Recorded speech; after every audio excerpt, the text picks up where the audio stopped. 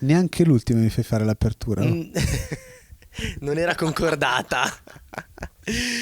Siamo qui, sono Federico di Pianeta Mountain Bike, siamo qui con Internazionale Italia Series per l'ultima puntata di Race Talks. Viene un po' la lacrimuccia a pensarci. È stata una stagione lunghissima, ma ritorniamo a commentare un'altra prova di Coppa del Mondo dopo che abbiamo visto i giochi olimpici e i mondiali e tutte le prove precedenti. Rimaniamo in continente americano perché l'ultima prova è andata in scena dopo Lake Placid, che trovate l'episodio sempre sul canale di Internazionale Italia Series. Torniamo a Mont Saint-Anne, un percorso che storico nel circuito di Coppa, eppure è stato rinnovato tantissimo, quasi in chiave mairiporiana con i salti che sono stati creati. Sì, ciao Federico di Pianeta Mountain Bike. Il Canada un po' snaturato, mi è piaciuto molto. Perché se lo guardo con gli occhi di uno che non ha mai visto Mont Saint-Anne, era molto fico, cioè era proprio bello, no? Sì.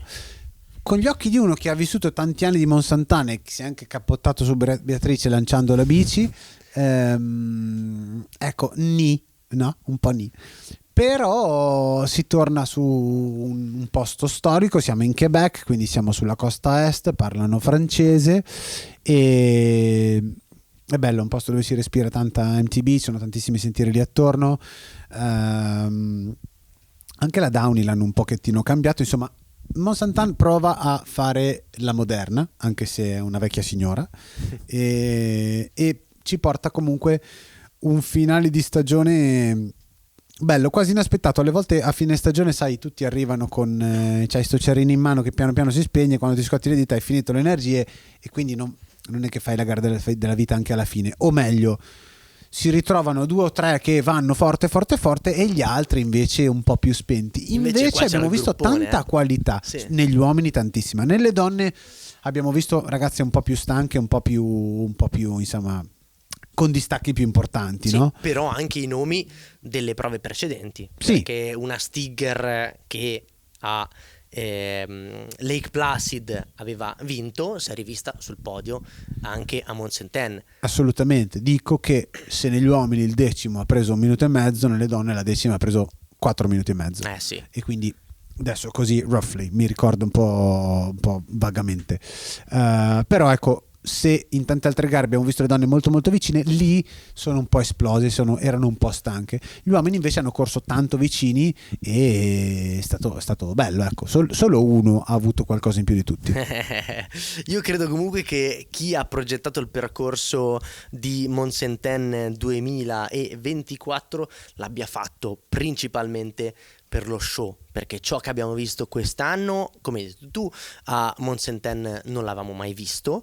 È qualcosa che secondo me ha replicato un po' anche i percorsi che abbiamo visto a inizio stagione. Io ho detto appunto piccolissimo accenno a Mairipora, ma anche a Rascia comunque. Devo dire che sono tornati i salti quelli grossi e ormai vederli in coppa a me dà una bella sensazione, ok? Non sono le feature quelle super tecniche, è vero, non c'era la Beatrice che, per chi non lo sapesse, è uno dei rock garden storici, più uno belli, dei primi, sì. Esatto, della Coppa, e forse anche più lunghi della Coppa. Sicuramente quello che ha più clavicole sotto. Esatto. Tra le rocce. Però c'era comunque tanto, c'era tantissimo, c'erano le feature nel bosco di Mont Saint-Anne, c'era tanto su cui erogare anche tutta la potenza. E infatti abbiamo visto tra gli uomini che un atleta come Alan Atterley, dichiarata vittoria, la voleva fare come ha fatto qualche giorno prima il buon Pogacar, l'ha fatto con la maglia di campione del mondo, voleva vincere la prima gara di Coppa utile, insomma, con la maglia di campione del mondo. Sì, sì, ha fatto una gara pazzesca, anche perché il percorso disegnato così, il layout, come direi io, dalla pista, da buon fedelissimo del Supercross, era più, non dico facile, però era più ritmico, quindi da dietro venivi dietro un po' più facile, non era il vecchio Monsantan che se uno arrivava lì con la gamba che sparecchiava al primo giro lasciavi lì tutti, quindi aveva un ritmo, le salite non erano così lunghe, c'era anche qualche salita che prendevi con un po' più di abbrivio, non c'era quella famosissima con i tornantini, sai, quella storica, che era bellissima da vedere, era bellissima, e però era durissima, era molto lunga, no? Mi ricordo giro ci arrivavate sempre a piantarvi in gruppone. Mi ricordo che un anno mi avevano rubato vecchio racconto. Un anno mi avevano rubato la bici a Monsantan, ero andato a bere un caffè, l'avevo lasciata fuori, esco, non c'è più la bici, e il mio meccanico mi fa: guarda che non t'ho preso la bici. Ho detto: dai, è impossibile che mi hai toccato la bici. Comunque mi fregano la bici, il meccanico Jack mi rimonta la bici, e su quei tornanti di Monsantan c'erano dei tifosi che mi dicevano, ti giuro, dicevano: oh Fontana, ho la tua bici. Non è vero. Ti giuro, verità. Ti giuro, verità. Non abbiamo potuto assistere a... E comunque quello mancava, sì. Quindi il layout era diverso, era più ritmico, e però alla fine è venuto fuori comunque uno che sul finale di stagione volava, che voleva vincere, che anche lì ha fatto un po' l'azione programmata, ma secondo me di non programmato c'era che dopo 3 giri si è trovato da solo. Quello secondo me non lo pensava neanche lui, e il mister gli ha detto, perché figlietto, tieni aperto che qua nessuno ce n'è come te, e lui ha dominato la gara. Io penso che sia stato anche lì programmato, come dici tu, un po' perché questa pista era anche ricchissima di tratti, penso un po' come è sempre stato Mont-Saint-Anne, che non sono larghissimi, quindi passare non è facilissimo, quindi se sei davanti, ti tieni lì davanti e te ne vai, cosa che infatti dietro, hai visto, c'era un gruppone gigantesco, tra l'altro anche 2 italiani giovani dentro, però non è che venivano su benissimo, e anche quando un atleta come Azzarò aveva quella possibilità di ricacciarsi dietro ad Atterley, non è riuscito nell'impresa. No, anche perché più che altro perdevi tempo, cioè in un gruppetto di 5 o più, col fatto di passarti uno davanti all'altro non era un aiuto. A differenza di altre gare dove ti puoi dare una mano e ti tiri, lì perdevi solo del tempo, perché se tu entri in un tratto tecnico anche lento, stai per entrare per primo e ti infila uno, quello che ti infila ti fa perdere del tempo. Se tu lo rinfili prima di un'altra salitina, lui non sta facendo il suo miglior tempo virtuale, lui ha fatto un tempo dove ha passato te prima, però poi tu l'hai rinfilato. È difficile adesso spiegarlo a parole, non è facile, ma fai fatica a fare il tuo miglior tempo virtuale in un gruppetto, mentre se sei da solo, se tu hai 10 e 15, tu 10 e 15 lo fai sempre.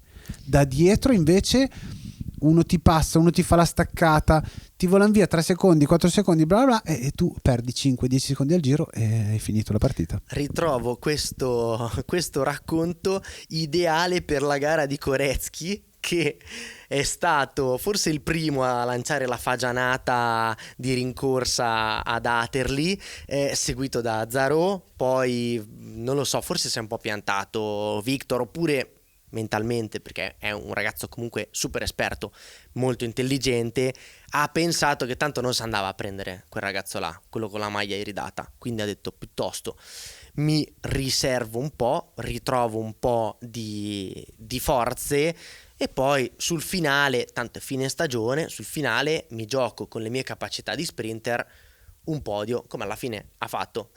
Guarda caso, quando è rientrato nel gruppetto a fine gara, ha fatto segnare proprio il giro più veloce della pista di tutta la competizione, come dici tu.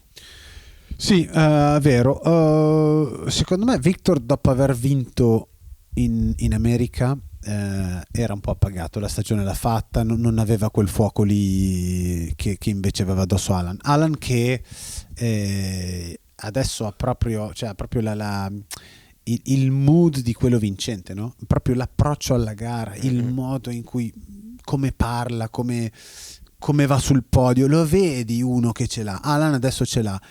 Victor ha fatto 2 secondi a fila, poi è riuscito a vincere, ha vinto anche il mondiale short track, quindi diciamo che la sua stagione era a posto, ecco, non aveva quella voglia incredibile di strafare che aveva invece Azzarò, che però si è trovato con uno più forte di lui, che è il più forte del mondo in questo momento, e quindi si è ritrovato in quella posizione. Però il podio è fatto da 5 e ce ne sono altri 2 sul podio. Comunque devo dire che secondo me uno come Viktor Koretsky, dopo tutta la stagione, possiamo finalmente dire e decretarlo come il più costante. Io penso che sia uscito dal podio forse in 2 occasioni, però tutte le altre è sempre stato lì, e su entrambi i format. Ha saltato un paio di gare di coppa. Sì. Quindi alla fine, se guardiamo l'overall, se tu devi parlare di costanza, si è fatto male a Val di Sole. Nell'overall vedi che vince alla Natterley, sì, certo. Però ha anche fatto più gare, mentre in tutta la stagione la risposta alla tua domanda è sì, per me sì, nel senso che poi dall'inizio c'era, capito, dalla primissima gara nello short track dove era bisticciato subito, e si è trovato comunque in squadra 2 che non era come in CFR dove c'erano gli ordini di scuderia. Si è trovato 2 che, sai, uno ti salta in testa, quell'altro la whippa, uno si cappotta. Non è esattamente la stessa cosa, e ti assicuro che quando hai 2 giovani che fanno i furbi o che comunque vogliono fare la loro carriera, perché è uno sport singolare, non stiamo giocando a pallone dove mi passi la palla, io segno, noi vinciamo, mi passi la palla, io segno, io vinco, tu sei arrivato terzo, esimo o quello che è. Quindi non ha avuto vita facile all'inizio, e calco ancora più la mano su quello che hai detto tu. È stato più costante in stagione, sì, è stato molto, molto bravo. È stato bravissimo, anche perché appunto tenere anche tutta quella lucidità in una gara del genere, in cui comunque alla fine ad Atterley uno come Azzarò gli è arrivato veramente a pochissimi secondi, però poi dalla, diciamo, a sfavore Azzarò aveva il fatto che era arrivato su troppo forte, che aveva forse troppa foga di tornare lì sotto dopo una stagione che l'ha visto anche tanto lontano dalle gare. E poi rispetto ad altre gare, quello che abbiamo visto di completamente diverso nella gara agli uomini soprattutto è che sono partiti, si è ritrovato davanti, perché è partito più forte ma parte sempre così forte, si è ritrovato davanti alla Natterley, dal secondo al quinto c'erano dei piloti di seconda fascia, che detta così è brutta, io non voglio mancare di rispetto a nessuno, ma la verità è che chi inseguiva al primo giro non era Viktor Koretsky, sì. non era qualcuno da top 5 o top 3, era qualcuno da primi 10 forse o 10-15 anche. Quindi si è ritrovato il campione del mondo nel periodo di massima forma da solo in testa, con dietro i semi ufficiali. Questo al primo giro ha preso 15-20 secondi e non lo vedi più. Cioè sì. Lui è andato via da solo senza fare fatica, perché dietro non aveva, era come fare una gara di livello minore per il primo giro, e quello che non ha speso il primo giro, questo se l'è portato fino alla fine. Questa è la lettura della gara, perché poi sicuramente era comunque più in forma, magari avrebbe vinto lo stesso, ma così ha vinto facile. Sì, vero. Comunque non vogliamo sminuire nessuno, anche perché 2 ragazzi italiani fortissimi hanno dimostrato anche all'ultima prova di Coppa di avere veramente gli attributi, perché Simo Avondetto era di nuovo lì, è riuscito alla fine della gara a risalire sul podio come aveva fatto, ti ricordi, nella puntata di Léger, Race Talks, ne abbiamo già parlato, quinto all'interno di un gruppetto che era nutritissimo, all'inizio addirittura saranno stati una decina di atleti che si giocavano quelle posizioni lì del podio, e bravo anche uno come Filippo Fontana, che anche lui quest'anno si è intravisto, diciamo, però all'ultima di Coppa si è fatto vedere, era lì nei 10, forse ha chiuso leggermente 11, fuori 12, dai 10 o 11 o 12 esattamente, però nelle telecamere si è visto. Sì, ha fatto la corsa davanti, poi è bello, sarebbe bello intervistarlo, ma lo facciamo alla prima degli internazionali l'anno prossimo, perché uno come Pippo Fontana si ritrova spesso a fare la gara 30esimo, 25esimo, 35esimo. Già. Ma te sai gli schiaffi che ti dai quando sei 30esimo? Già. Ti dai gli schiaffi della vita per essere 30esimo e ti incazzi come una bestia, perché dici: ma sarà che devo dare la mia vita per far 30esimo? Quando Pippo Fontana si è ritrovato decimo, io vorrei andare a intervistarlo adesso per dirgli: Pippo, ma com'è correre da decimo? Ah, vuoi mettere, cioè da decimo guidi, sì, gli schiaffi te li dai, ma è un altro andare. Quindi sono felice per uno che è un ragazzo giovane, va forte, ha una bellissima guida anche in tante condizioni diverse, e se ti metti là, poi dopo fai un'altra gara. Quando vivi quella gara lì, magari da lì fai anche degli altri passi, però finché non vivi quella vita lì, quella corsa lì, te ti fai un mazzo così, tanto quanto il decimo o il quinto, ma non li vedi mai e ti sembrano lontanissimi, ti sembrano, dici, bah, ma quello non lo prenderò mai, e invece no, invece c'erano, perché il gruppo era bello nutrito, era lì, erano tutti attaccati, tutti incolonnati, e quindi bene. Simo ha una gamba strepitosa. Però torniamo al fatto che doveva partire il giro prima, doveva partire prima dalla gara, fare un giro a manetta e poi, perché era uguale, la stessa dinamica, se ci pensi. Ha fatto una gara strepitosa, ha limato anche bene a tratti. Guida fortissimo anche lui. Ha uno stile particolare, perché non ti sembra veloce, invece non prende un metro da quello davanti. Ha anche fatto delle linee particolari, ha anche fatto vedere qualcosa di bello nei confronti di qualcuno più grande di lui, più esperto di lui. Già. Quindi insomma, finire la Coppa con 2 italiani così giovani che vanno è sicuramente bello, perché innanzitutto il risultato è stato centrato, e poi per l'anno prossimo abbiamo della roba, ecco. Hai detto bene, perché comunque nel gruppo in cui si trovava Simo Avondetto c'erano personaggi del calibro di Nino Schurter, personaggi come Viktor Koretsky, tutta gente sgamatissima, quindi che sa gestire le gare, sa gestire anche quelle situazioni lì, tanto che poi uno come Koretsky appunto sul finale di gara è andato a prendersi quell'ultima soddisfazione che poteva prendersi dal gruppo, ok? Sì, hai menzionato Nino, facciamo una piccola menzione perché comunque ha chiuso nella top 10 l'ultima gara di stagione, gara in cui non si sapeva se aveva l'intenzione di continuare a correre oppure no. Già. Poi ha dichiarato di sì, quindi Nino lo vedremo anche l'anno prossimo. Gara in cui ancora una volta Pippo Colombo si è ritrovato a essere quello che doveva fare il risultato della squadra di Scott SRAM Racing Team. Gara in cui Nino si è fatto vedere, è che io vado un po' alla conclusione di questi race talks e tutto quello che abbiamo fatto in questi mesi su questo discorso qua. Poi magari tu vorrai aggiungere dell'altro, però quello che voglio dire io è che Nino si è ritrovato per la prima volta in una stagione da non protagonista, dove hanno corso in un modo diverso. Cioè, cos'è cambiato quest'anno? Sono cambiate le piste? Sì, 1, 2, ma sono cambiate le bici? Quelle sono migliorate. Sono cambiati gli atleti, alcuni, ma più o meno sono gli stessi. Quello che è cambiato è il modo che hanno di correre. Cioè, di solito Nino aveva un primo giro pazzesco e guidava la gara, gestiva la gara, no?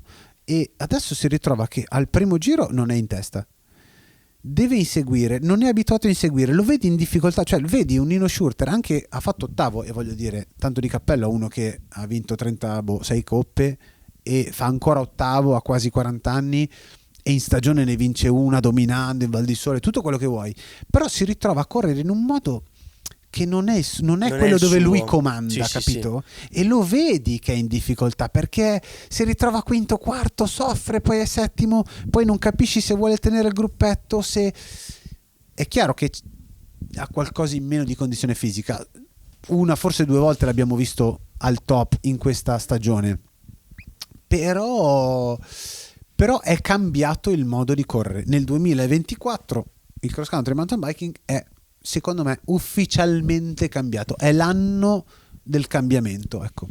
Lo diciamo, secondo me, proprio dai primissimi Race Talks, perché con internazionali abbiamo seguito tutta la Coppa del Mondo 2024 e avevamo già visto le prime dinamiche di gara, anche abbastanza convulse in Brasile, i grupponi, i rimescolamenti, ritmi elevatissimi, gare che in certi casi sono state anche molto più corte, quindi dove era necessaria più esplosività.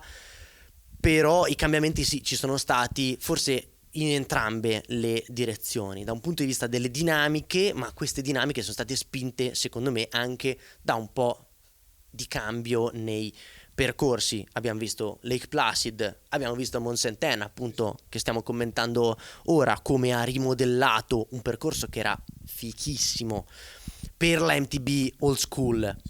No, ma allora, Ora però siamo nella new school.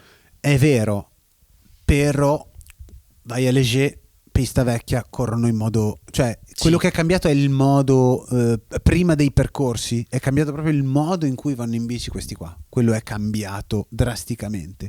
Poi è vero, i percorsi sono un po' cambiati, ma non nella maniera che sono più tecnici, sono No, simili, a parte i salti sono simili. Però vanno in modo, corrono in modo diverso. L'abbiamo visto anche con le donne, perché abbiamo menzionato appunto la Stigger che vince a Lake Placid e fa, mi sembra, seconda qui ha fatto seconda a Mont Saint-Anne, dietro a Loana Lecomte, dietro a Lecomte, che fa una gara bellissima. Abbiamo parlato poco delle donne, fa una gara bellissima perché arriva terza a Lake Placid. E io l'avevo menzionato anche in diretta, ma ve lo ridico perché è una cosa che non abbiamo menzionato al primo Race Talks, su quello prima su Lake Placid. Arriva e all'intervista non è felice. Cioè noi siamo abituati a vedere Loana Lecomte che è molto arriva, da lei, attenzione, è molto da lei questa, guarda che tante volte è arrivata quarta. Ah sì, è stato molto bello, mi sono divertita tantissimo, che bello andare in bici, no? Arriva quinta, ah bellissimo, mi sono divertita tantissimo andare in bici. Non è mai però terza, porca, no, volevo batterla quella lì, no? Mentre per la prima volta dopo anni io vedo un'intervista di Loana Lecomte che arriva terza a Lake Placid e dice: bello andare in bici, però volevo vincerla sta gara, e mi è piaciuto perché si è portato questa cosa a Mont Saint-Anne. Sì. E a Mont Saint-Anne non è che ha vinto facile, attenzione, no. Cioè se l'è sudata la vittoria, però è stato fighissimo che una come lei, che arriva nel periodo di Pauline, vince 4 gare di coppa al suo primo anno tra le grandi, diventa un fenomeno, poi fa fatica, poi affonda, poi ritorna su e poi torna in un mood che basta correre in bici, che è felice. Adesso basta essere felice a correre in bici, adesso voglio vincere, e è stato bellissimo dopo la cartella olimpica. Insomma, arriva, vuole vincere e porta a casa la vittoria sul finale. Secondo me è stata una delle cose più belle dell'ultima prova di coppa, proprio perché l'ha dichiarata dopo una gara precedente così, dove ha sofferto non aver vinto, ecco. Se non mi ricordo male, addirittura lei aveva già vinto a Mont Saint-Anne lo scorso anno, quindi 2023, quindi anche raddoppiando quel successo. Però ha ancora più valore, penso, per lei, proprio perché il suo vissuto di questa stagione è stato troncato a metà da quell'incidente, che non era un incidente devastantemente pesante per lei, però che l'ha rallentata, l'ha fermata, come è successo a Evie Richards. Ne abbiamo parlato poco forse in questa seconda parte di stagione, ma è tornata protagonista dopo che anche lei a inizio stagione si era procurata una brutta caduta con un infortunio che richiedeva tanto tempo. Sì, Ivi, che poi ha vinto il mondiale cross country short track, quindi sicuramente ha portato a casa della roba positiva, è andata forte anche sul finale di stagione. Lecomte, che la caduta olimpica, io sono rimasto fermo, sai, quando commenti in diretta sì. e vedi un volo così e vedi una ragazza che stecca, rimane ferma, è brutto, era stata brutta. In cuffia ti dicono: mi raccomando, niente speculazioni sulla caduta, non si sa. Tu aspetti, tu continui a commentare e aspetti che in cuffia ti dicono: oh, Lecomte si è rotto un braccio. Si è rotto solo un braccio. Guarda che non è bello. No. E io commentavo e basta, quindi non è che... E quindi sono situazioni poco belle. È chiaro che mi collego velocemente, anche perché sennò avremmo 100 cose da dire e non vanno più a letto gli altri, e mi collego al fatto che qualcuno dice: adesso sai, le piste sono veloci, i salti sono grossi e gli ostacoli sono difficili, la mountain biking è pericolosa, no? Io ho visto 3-4 voli un po' pesanti, però nella statistica del numero di gare che ci sono ci sta, cioè sì. Comunque mountain biking, no? Cioè sì. Ci sta. Quindi tutto sommato è vero che mi piacerebbe vedere sempre più sicurezza all'interno dello sport, perché lo vediamo dalla Formula 1 in giù, però si schiantano in Formula 1 e ci schiantiamo anche noi con la mountain bike, e sono contento che i voli che abbiamo menzionato, che siano trauma cardiaco, la cartella di Evie Richards, che siano il cappottamento Gwendolyn Gibson, insomma la clavicola, cose che possono succedere, quindi tutto sommato il nostro sport è abbastanza sicuro, e questo lo voglio dire, lo voglio sottolineare. Se però volete sentire il nostro parere su delle cartelle vere, vi ricordiamo anche l'episodio su Crans Montana, dove qualcuno ci ha rimesso anche delle mandibole, il povero Max Brandl, che invece è tornato anche in forza nell'ultima parte di stagione. Sì, non andava per niente piano. Secondo me anche quel ragazzo lì, se trovasse il suo spazio, potrebbe veramente fare tanto. Però chiaramente adesso noi dobbiamo guardare al 2025, Marco, perché adesso ricomincia tutto. Io prendo un anno sabbatico. Anno sabbatico? Sì, vado in vacanza a gennaio. Dal commento o dai Race Talks? In generale, voglio prendermi un periodo off. Quindi non vorrai seguire un anno, ma perché è troppo semplice per te. Dimmi quando inizia. 2025, dimmi un mese. Inizia a gennaio 2025, perché come fino gennaio? a dicembre siamo ancora 2024. Ok, vabbè. Pensaci fino a dicembre 2024 sono. Comunque, vabbè. Però si rinizierà, e questo te lo anticipo, si rinizierà invece con Internazionale Italia Series, perché ci sono già tutte le prove 2025, c'è tutto il calendario che, come è successo quest'anno, come è successo anche in tutte le annate del passato, parzialmente anticipa quello che poi sarà il calendario di Coppa del Mondo 2025. Non so se volete che ve ne parliamo qua o ve ne parliamo in un altro episodio di Race Talks, questo ce lo diranno dalla regia, però questo episodio su Monsenten si conclude qui. Vi abbiamo dato delle buone anticipazioni per proseguire anche con un altro episodio, quindi rimanere sul canale Internazionale Italia Series a sentire le considerazioni del buon Marco Aurelio Fontana. Devo dirvi la verità, non abbiamo ancora contrattato il prossimo episodio, quindi non so se ci sarà il prossimo episodio, però voi state qua che al limite c'è il Malpez. Ciao. Ciao a tutti.